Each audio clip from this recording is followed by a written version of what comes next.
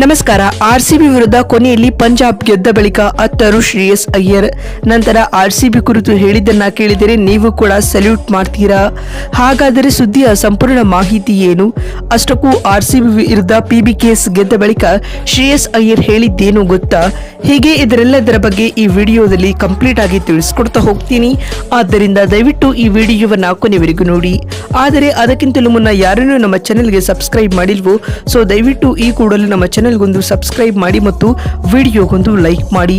ಹೌದು, ಬೆಂಗಳೂರಿನ ಚಿನ್ನಸ್ವಾಮಿ ಅಂಗಳದಲ್ಲಿ ನಡೆದ ಟಾಟಾ IPL 2025ರ 34ನೇ ಪಂದ್ಯದಲ್ಲಿ ಬೆಂಗಳೂರು ವಿರುದ್ಧ ಪಂಜಾಬ್ ಕಿಂಗ್ಸ್ ತಂಡವು 5 ವಿಕೆಟ್ಗಳ ಭರ್ಜರಿ ಗೆಲುವು ದಾಖಲಿಸುವುದರೊಂದಿಗೆ ಟೂರ್ನಿಯಲ್ಲಿ ಟಾಪ್ 2 ತಂಡವಾಗಿ ಕಾಣಿಸಿಕೊಂಡಿದೆ ಸ್ನೇಹಿತರೆ.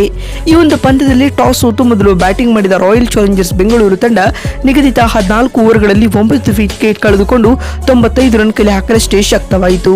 ತಂಡದ ಪರ ಟಿಮ್ ಡೇವಿಡ್ 26 ಎಸೆತಗಳಿಂದ ಅಜೇಯ 50 ರನ್ ಬಾರಿಸಿದರೆ ಕ್ಯಾಪ್ಟನ್ ರಜತ್ ಪಾಟಿದಾರ್ 23 ರನ್ ಸಿಡಿಸಿದರು. ಇನ್ನು ಇತ್ತ ಪಂಜಾಬ್ ತಂಡದ ಪರ ಬೌಲಿಂಗ್ನಲ್ಲಿ ಮಾರ್ಕೋ ಯಾನ್ಸನ್, ಯುಜ್ವೇಂದ್ರ ಚಹಲ್, ಅರ್ಶ್ದೀಪ್ ಸಿಂಗ್ ಹಾಗೂ ಹರ್ಪ್ರೀತ್ ಬಾರ್ ತಲಾ 2 ವಿಕೆಟ್ ಪಡೆದುಕೊಂಡರು ಸ್ನೇಹಿತರೆ. ಈ ಗುರಿಯನ್ನು ಬೆನ್ನಟ್ಟಿದಂತ ಪಂಜಾಬ್ ಕಿಂಗ್ಸ್ ತಂಡಕ್ಕೆ ನೆಹಾಲ್ ವಧೇರಾ ಆಸರೆಯಾಗಿ ನಿಲ್ಲುತ್ತಾರೆ. ಅಂತಿಮವಾಗಿ ಪಂಜಾಬ್ ತಂಡ 12.1 ಓವರ್ಗಳಲ್ಲಿ 5 ವಿಕೆಟ್ ಕಳೆದುಕೊಂಡು ಟಾರ್ಗೆಟ್ ಅನ್ನ ಲೀಲಾಜಾಲವಾಗಿ ಚೇಸ್ ಮಾಡಿತು.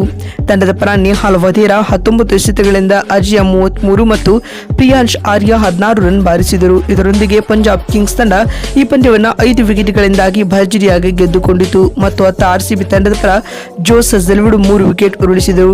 ಇನ್ನು ಈ ಗೆಲುವಿನೊಂದಿಗೆ ಪಂಜಾಬ್ ಕಿಂಗ್ಸ್ ತಂಡವು ಟೂರ್ನಿಯಲ್ಲಿ 5ನೇ ವಿಕ್ಟರಿ ಕಂಡು 10 ಅಂಕಗಳೊಂದಿಗೆ ಇದೀಗ ಅಂಕಪಟ್ಟಿಯಲ್ಲಿ ದ್ವಿತೀಯ ಸ್ಥಾನಕ್ಕೇರಿದೆ. ಇನ್ನು ಪಂಜಾಬ್ ತಂಡದ ಈ ಗೆಲುವಿನ ಕುರಿತು ಮಾತನಾಡಿದ Shreyas Iyer post match presentation ವೇಳೆ ಈ ರೀತಿಯಾಗಿ ತಿಳಿಸಿದ್ದಾರೆ.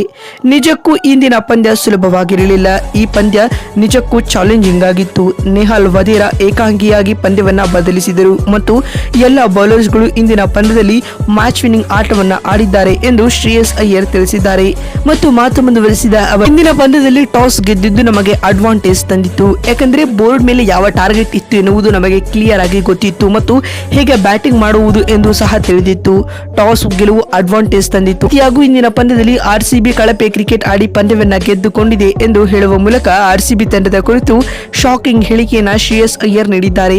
ಮತ್ತು ಮಾತು ಮುಂದುವರೆಸಿದ ಅವರು, ಮಾರ್ಕೋ ಯಾನ್ಸನ್, ಅರ್ಶ್ದೀಪ್ ಸಿಂಗ್ ಹಾಗೂ ಯುಜ್ವೇಂದ್ರ ಚಹಲ್ ಬೌಲಿಂಗ್ ಡಿಪಾರ್ಟ್ಮೆಂಟ್ ನಲ್ಲಿ ಅದ್ಭುತ ಕೆಲಸ ಮಾಡಿದ್ದಾರೆ. ಆರ್ಸಿಬಿ ಅಂತಹ ಬಲಿಷ್ಠ ಬ್ಯಾಟಿಂಗ್ ಲೈನಪ್ ಅನ್ನ 95 ರನ್ಗಳಿಗೆ ಕಟ್ಟಿ ಹಾಕುವುದು ನಿಜಕ್ಕೂ ಸವಾಲಿನ ಕೆಲಸವಾಗಿತ್ತು. ಆದ್ಯಾಗೂ ನಮ್ಮ ಬೌಲರ್ಗಳು ಈ ಕೆಲಸವನ್ನ ಅದ್ಭುತವಾಗಿ ನಿಭಾಯಿಸಿದರು ಮತ್ತು ನೆಹಾಲ್ ವಧೇರಾ ಸತತವಾಗಿ ವಿಕೆಟ್ ಬೀಳುತ್ತಿದ್ದರೂ ಕೂಡ ಇನ್ನಿಂಗ್ಸ್ ಅನ್ನ ಕನ್ಸ್ಟ್ರಕ್ಟ್ ಮಾಡಿ ತಂಡಕ್ಕೆ ಗೆಲುವು ತಂದುಕೊಟ್ಟರು. ಅವರ ಆಟ ನನ್ನ ಇಂಪ್ರೆಸ್ ಮಾಡಿದ್ದು ಎಂದು ಶ್ರೇಯಸ್ ಅಯ್ಯರ್ ತಿಳಿಸಿದ್ದಾರೆ. ನೋಡಿದ್ರಲ್ಲ, ಆರ್ಸಿಬಿ ವಿರುದ್ಧ ಪಂಜಾಬ್ ಗೆದ್ದ ಬಳಿಕ ಶ್ರೇಯಸ್ ಹೇಳಿದ್ದೇನು ಅಂತ ತಿಳಿಸಿಕೊಡುವ ನಮ್ಮ ಈ ಪ್ರಯತ್ನ ನಿಮಗೆ ಇಷ್ಟವಾಗಿದ್ದಲ್ಲಿ ತಪ್ಪದೆ ಈ ಕೂಡಲೇ ಈ ವಿಡಿಯೋಗೊಂದು ಲೈಕ್ ಮಾಡಿ ಮತ್ತು ನಮ್ಮ ಚಾನೆಲ್ಗೊಂದು ಸಬ್ಸ್ಕ್ರೈಬ್ ಮಾಡಿ. ಮತ್ತೊಂದು ವಿಡಿಯೋದಲ್ಲಿ ಸಿಗ್ತೀನಿ. ನಮಸ್ಕಾರ.